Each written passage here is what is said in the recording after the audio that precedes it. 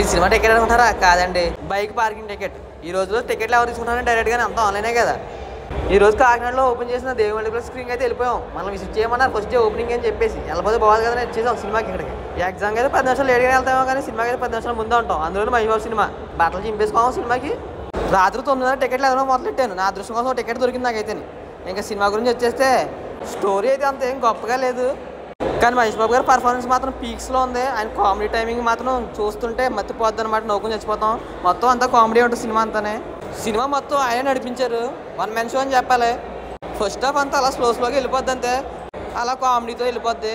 మహేష్ బాబు గారు మాత్రం ఎక్కడ డిసప్పాయింట్ చేయరు మనల్ని మాత్రం, ఎప్పుడు ఎంటర్టైన్ చేస్తున్నట్టు సినిమా మొత్తం. ఆయన ఫస్ట్ హాఫ్ అయిపోయింది, ఫస్ట్ హాఫ్ అయితే ఏదో స్లోగా అలా అయిపోయింది అంతే. ఈ థియేటర్లో ఏమైనా కొనుక్కొని తినాలంటే ఒక ఫ్యామిలీ అంతా సినిమాకి వచ్చేయచ్చు ఆ డబ్బులతోటి, అంత అలా ఉండే కాస్ట్. మరి వీడు ఇంకా సెకండ్ హాఫ్ స్టార్ట్ చేయట్లేదు, స్టార్ట్ చేయబే. ఈ సినిమాలో హైలైట్స్ వచ్చేసి మహేష్ బాబు గారు కామెడీ టైమింగ్, ఆయన యాక్టింగ్, నెక్స్ట్ ఆయన డ్యాన్స్ కొట్టేసారు. అన్ని సినిమాల కంటే ఈ సినిమాలో నాకు డ్యాన్స్ చాలా బాగా నచ్చింది అయింది. సినిమా నెగిటివ్స్ వచ్చేసి కొద్దిగా ఓవర్ సీన్స్, కొన్ని చోట్ల ల్యాగ్ అనిపిస్తుంది. ఇంకోటి స్టోరీ అయితే అంత ఏం గొప్పగా అనిపించలేదు. నాకు సినిమా అంతా నచ్చింది మహేష్ బాబు గారి పర్ఫార్మెన్స్ మాత్రమే. పిచ్చిగా నచ్చేసింది ఆయన పర్ఫార్మెన్స్, ఫుల్ మీల్స్ అనమాట మహేష్ బాబు గారి ఫ్యాన్స్కి సినిమా. మీరు కూడా సినిమా చూసి ఎలా ఉందో కింద కామెంట్ బాక్స్లో కామెంట్ చేయండి. మన రివ్యూ నచ్చితే కింద సబ్స్క్రైబ్ బటన్ ఉంటుంది, సబ్స్క్రైబ్ చేసేయండి. సరే ఉంటా మరి.